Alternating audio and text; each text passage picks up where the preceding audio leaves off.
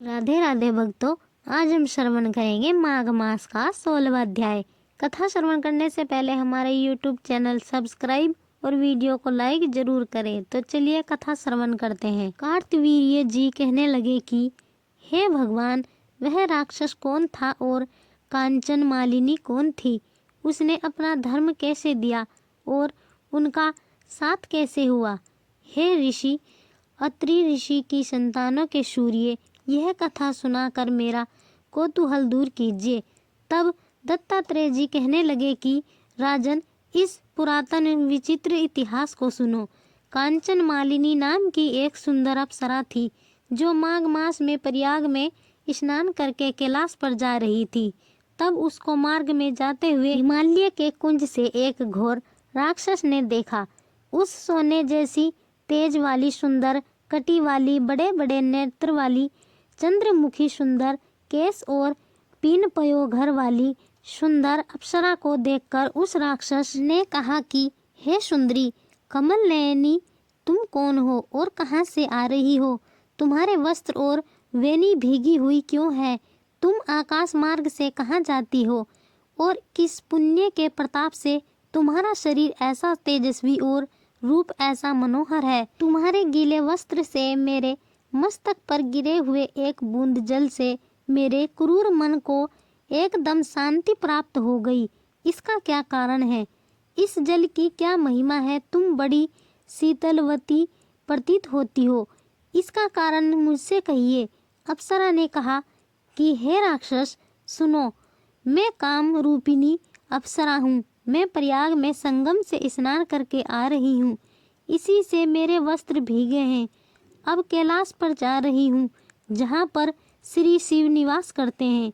त्रिवेणी के जल से मेरी सब क्रूरता दूर हो गई, जिसके पुण्य के प्रभाव से मैं इतनी सुंदर और पार्वती जी की प्रिय सखी हुई। सो आश्चर्य देने वाली उदाहरण मुझसे ब्रह्मा जी ने कहा था, सो सुनो। मैं केलिंग देश के राजा की वेश्या थी और लावण्य और सुंदरता में अपूर्ण थी। मेरी सुंदरता पर सारा नगर मोहित था और मैंने अनेकों प्रकार के भोगो, अनेक प्रकार के वस्त्र और आभूषणों की घर में कोई कमी नहीं थी। कई कामी पुरुष आपस में सर्वथा ही से मृत्यु को प्राप्त हो गए। इस तरह उस नगर में बड़ी सुंदरता से यौवन व्यतीत हुआ और मैं वृद्धावस्था को प्राप्त हो गई। तब मेरे मन में विचार उत्पन्न हुआ कि मैंने अपनी सारी आयु पापों में ही व्यतीत कर दी। धर्म का कोई कार्य, दान, तप, यज्ञ आदि नहीं किया। शिव या दुर्गा जी की आराधना नहीं की, ने कभी भगवान विष्णु का पूजन किया। इस प्रकार अशांत चित्त से मैंने एक ब्राह्मण की शरण ली, जो वेदों का ज्ञाता और ब्रह्मनिष्ठ था। मैंने उनसे पूछा कि मेरा निस्तार किस प्रकार हो सकता है। महाराज, साधु सज्जन अच्छे और बुरे सभी पर दया करते हैं, इसीलिए मुझ दीन पर भी कृपा करके मुझ कीचड़ में डूबी हुई को पकड़कर उभारिए। क्षीर सागर क्या हंस को ही दूध देता है, बत्तख को नहीं देता?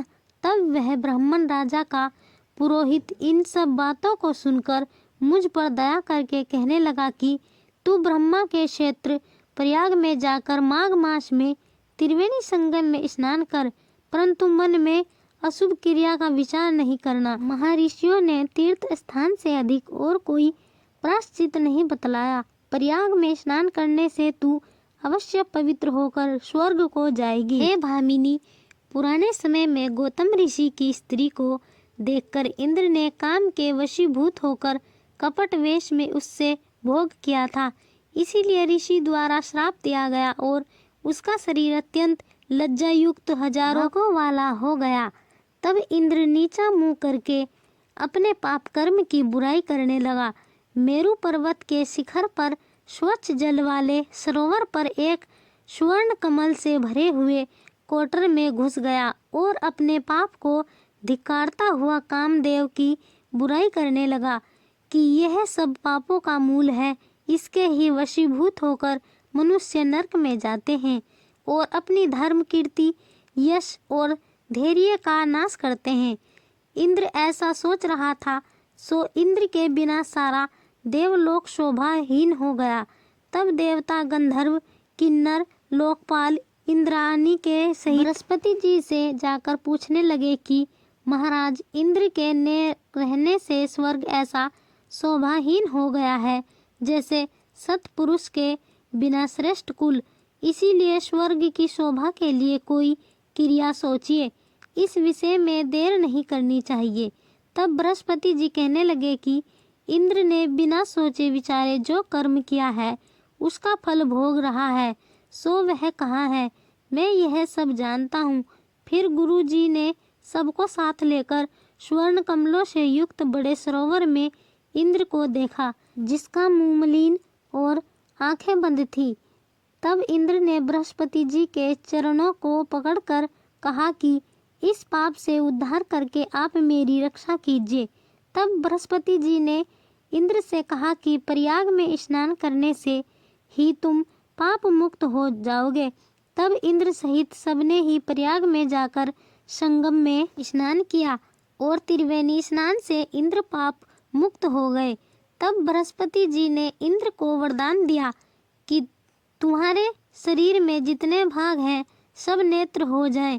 तब इंद्र ब्राह्मण के वर से 1000 नेत्रों से ऐसा सुशोभित हुआ जैसे मानसरोवर में कमल शोभायमान होता है। तो भक्तों, यह थी माघ मास के 16वें अध्याय की कथा।